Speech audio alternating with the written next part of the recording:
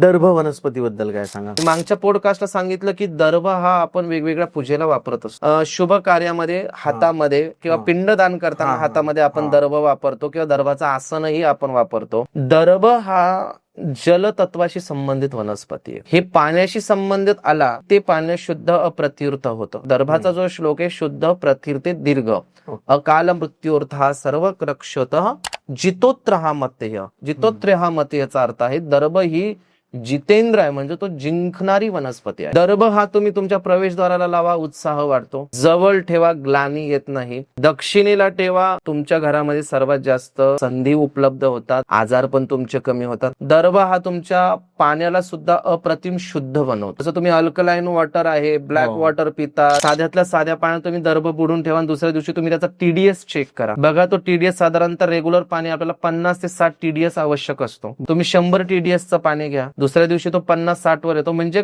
आपल्या वनस्पती या घरच्या घरी आरो आहे. घरच्या घरीही आपण शुद्ध पाणी अल्कलाईन वॉटर पिऊ शकतो. दर्भात तेवढी ताकद आहे. नुसता दर्भ हातामध्ये घालून पूजा करण्यापुरता तो मर्यादित नाहीये. आपल्या आयुर्वेदामध्ये त्याला साधारण महत्व सांगितलंय. तो तुमच्या व्यवसायाला प्रगती देतो, तुमचे आजार कमी करतो. दर्भाचं पाणी तुमचं व्यसनाशी संबंधित आहे, ते तुम्ही बऱ्यापैकी तो कमी करतो. दर्भ हा घरामध्ये आवश्यक आहे. जर तुम्हाला जर दर्भ जर कुठे भेटला तर साधारणतः दर्भ हा उत्तर किंवा तुमच्या घराच्या ब्रह्मस्थान किंवा तुमच्या घराच्या जिथे कुठे स्टडी रूम्स असतील तिथे दर्भ असणं आवश्यक. पूर्ण व्हिडिओ बघण्यासाठी YouTube वर जाऊन बँटर विथ चेतन सर्च करा.